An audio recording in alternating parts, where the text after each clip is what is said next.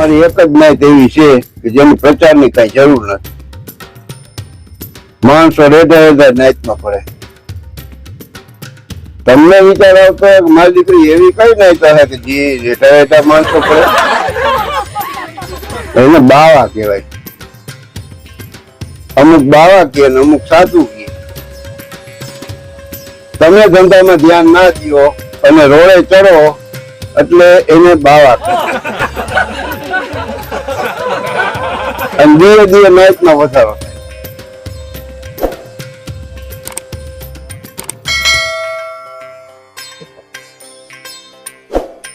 પછી રોડ ઉપર ચડ્યો હોય, પછી એક આગલો બાવો પેલા બન્યો હોય, એ પાછો એને ભેટો થાય, એ એક જોઈ લુગડા દે એટલે એ બાવો.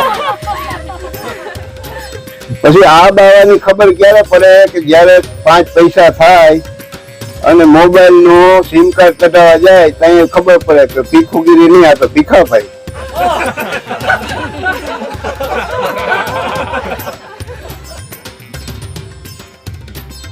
આવી રીતના આમ હાલતા જાય અને બાવા બનતા જાય. એટલે ભલાઓ ધંધામાં ધ્યાન દો, નકર ડાયરેક્ટ ભરતી થઈ જાય.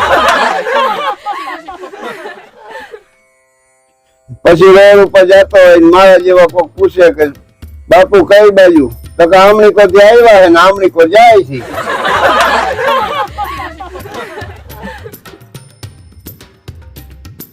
અને પાછા એ અમારા નાઈટની એક પાછી ખાસિયત છે કે એકવાર આ લુગડા પહેર્યા અને પછી તમે ઉતારો, પાછા તમે પૈસા થયા ને પાછા ઉતારો તો પછી પબ્લિક જુદી નાખે. એટલે પહેર્યા અમુક લુગડા પહેરીને પાછા કઈક લખણ જનતા આવે પછી પબ્લિક ઉતરાવી દે. એટલે મારા ભાઈઓ ધ્યાન રાખો, ધંધામાં ધ્યાન દો.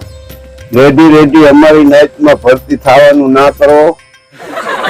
આ એક જાય છે આ તરત બાવો, આ બીજો જાય છે આ તરત બાવો, એમ કરતા બાવાની વસ્તી વધવા માંડી. આ વિડીયો સારો લાગ્યો હોય તો લાઈક કરો, શેર કરો, સબસ્ક્રાઈબ કરો. હાલો આપણે ઉપર